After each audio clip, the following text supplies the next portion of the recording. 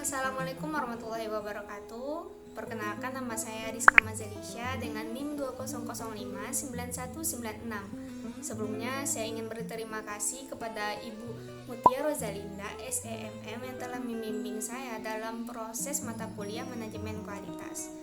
Baik, pada video kali ini saya ingin menyampaikan materi tentang benchmarking di pertemuan 12. Baik, yang pertama tentang pengertian benchmarking.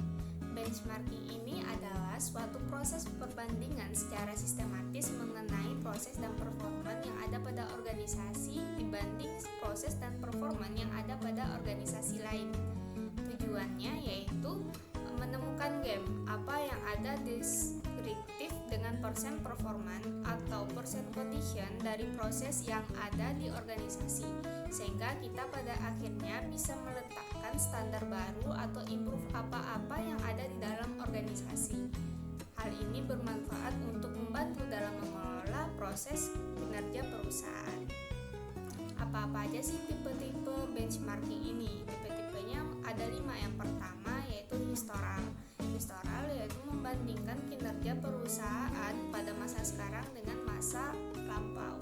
Yang kedua yaitu internal. Internal ini membandingkan kinerja satu divisi atau departemen dibanding dengan divisi atau departemen yang lain. Yang ketiga ada kompetitif.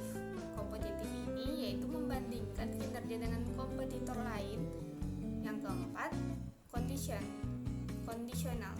Yang keempat, membandingkan kinerja dengan industri. Yang terakhir yaitu generik. Generik ini yaitu membandingkan dengan overall best practice. Kapan aja sih kita menggunakan benchmarking? Yang pertama, ketika kita ingin menjawab seberapa bagus kinerja perusahaan saat ini. Misalnya, kita sudah tahu bahwa mereka lebih bagus. Kita ingin tahu bagaimana sih sebenarnya mereka menjalankan bisnisnya atau proses di dalamnya. Pada umumnya, benchmarking ini dilakukan dengan membandingkan organisasi dengan rata-rata populasi benchmark sehingga diketahui posisi kita itu di tengah-tengah di antara pemain yang bergerak di bidang yang sama. Seperti apa sih benchmarking kita ini? Apakah unggul atau tidak atau berada di tengah-tengah? Pada umumnya, benchmarking ini digunakan ketika ingin menjawab pertanyaan apa sebenarnya yang perlu diimprove. Gitu. Yang kedua ada kepada dia kita menggunakan benchmarking. Kedua, ingin mengetahui bagaimana kompetitor menjalankan bisnisnya. Cara melakukan benchmarking yang pertama yaitu mendefinisikan terlebih dahulu dengan jelas apa sebenarnya yang mau kita benchmark. Yang kedua, definisikan secara jelas measurement kita itu seperti apa. Yang ketiga yaitu membentuk organisasi yang akan diacu untuk benchmarking. Adapun alasan untuk benchmarking ini adalah bahwa tidak masuk akal untuk tetap terkunci di laboratorium yang terisolasi mencoba untuk menciptakan proses baru ketika proses itu sudah ada. Adapun prasyarat untuk benchmarking ini meliputi kemauan dan komitmen oleh manajemen puncak. Yang kedua, keselarasan dengan visi dan tujuan strategis. Selain itu, adapun pendekatan dan proses benchmarking yaitu mendapatkan komitmen dari manajemen puncak berdasarkan proses. Yang ketiga, mengidentifikasi proses yang lemah dan mendokumentasikannya. Yang keempat, memilih proses yang akan dijadikan benchmark. Contoh benchmarking salah satunya yaitu industri Jepang melakukan studi ke luar negeri melihat dari tangan pertama metode yang digunakan.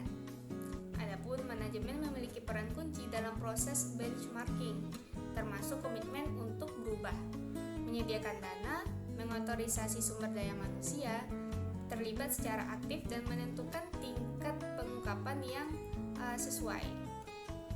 Jadi kesimpulannya, benchmarking adalah proses untuk membandingkan operasi atau proses organisasi dengan berkinerja terbaik di kelasnya.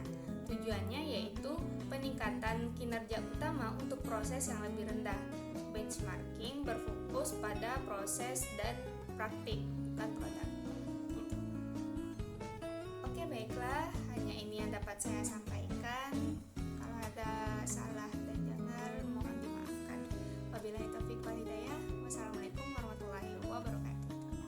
Thanks for watching.